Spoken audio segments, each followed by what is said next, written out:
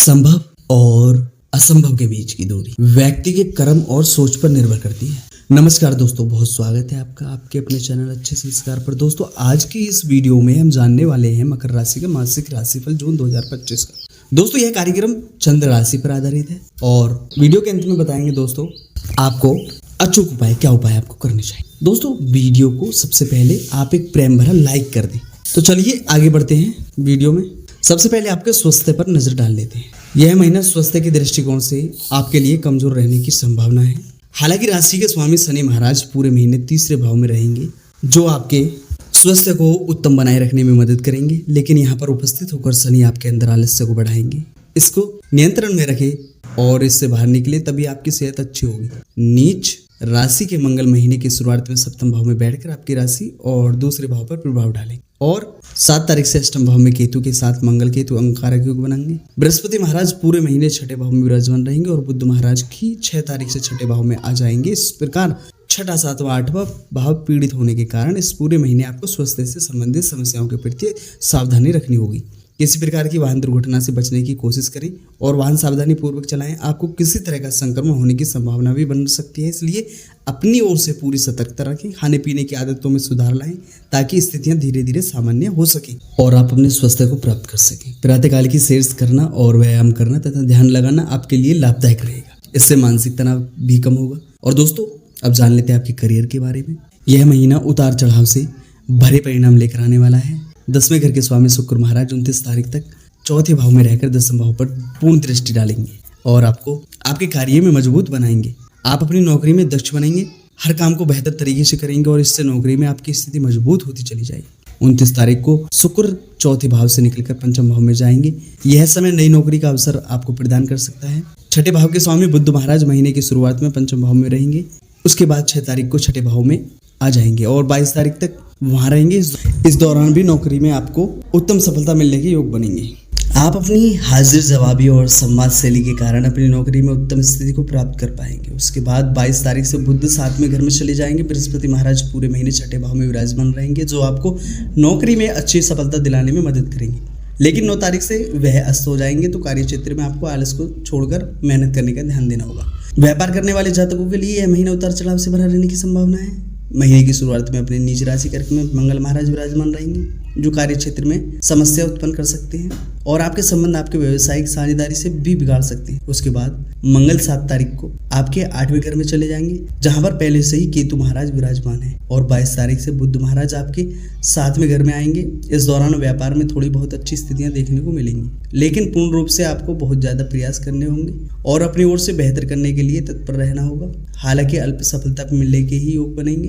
अब जान लेते हैं दोस्तों आपके प्रेम, विवाह और व्यक्तिगत संबंधों के बारे में। यदि आप किसी प्रेम संबंध में हैं, तो आपके लिए महीने की शुरुआत बहुत अच्छी रहेगी। सूर्य और बुध का बुधादित्य योग पंचम भाव में बना होने के कारण आप अपनी प्रियतम की बुद्धिमानी के कायल रहेंगे।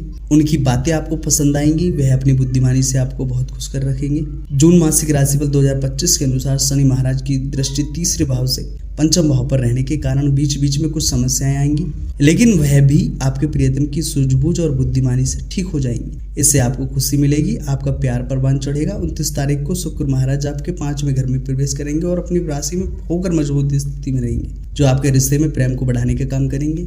महीने की शुरुआत में सप्तम भाव में अपने नीच राशि कर्क में मंगल महाराज का विराजमान होना वैवाहिक संबंधों में तनाव का कारण बन सकता है। जीवन साथी और आपके बीच कहासुनी और लड़ाई झगड़े की स्थिति बन सकती है। उनको स्वास्थ्य में समस्याओं का भी सामना करना पड़ सकता है। 7 तारीख से मंगल आपके 8वें घर में प्रवेश करेंगे, जहां पर केतु महाराज पहले से ही विराजमान है। ऐसे में आपके जीवन साथी की वाणी कड़वी और कसेली हो सकती है। वे ऐसी बातें कर सकते हैं जो आपको ठीक न लगे। आपके ससुराल वालों से भी संबंध बिगड़ सकते हैं, इसलिए आपको ध्यान रखना चाहिए। 22 तारीख से बुध महाराज आपके 7वें भाव में प्रवेश करेंगे। वह समय ज्यादा अनुकूल रहेगा, इसलिए आपको अपने रिश्ते को संभालने पर ध्यान देना होगा।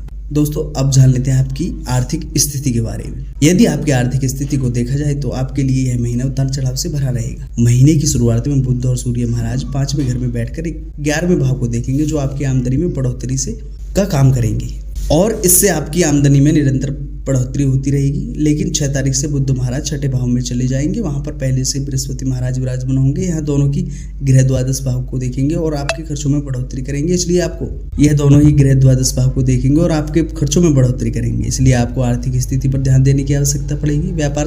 व्यापार के सिलसिले में भी यह महीना उतार चढ़ाव से भरा है, इसलिए व्यवसाय से ही आप ज्यादा उम्मीद न रखें तो बेहतर होगा और अपने काम पर ज्यादा ध्यान दें। 15 तारीख से सूर्य महाराज छठे भाव में प्रवेश करेंगे। इस दौरान सरकारी क्षेत्र से कुछ लाभ मिलने के योग बन सकते हैं और नौकरी में स्थिति मजबूत होने के कारण आपको कुछ आर्थिक लाभ की प्राप्ति हो सकती है। लेकिन मंगल महाराज 7 तारीख से केतु के साथ 8वें घर में बैठेंगे तो स्वास्थ्य के लिए भी कष्टकारी समय रहेगा और आर्थिक रूप से ही आपको ध्यान रखना होगा, क्योंकि स्वास्थ्य पर भी धन खर्च हो सकता है। अनियमित रूप से खर्च आपको परेशानियों में डाल सकते हैं। दूसरे भाव में राहु उपस्थित होना और 29 तारीख से शुक्र का पंचम भाव में जाना कुछ हद तक आर्थिक स्थिति को अच्छा बनाने में काफी मदद करेगा।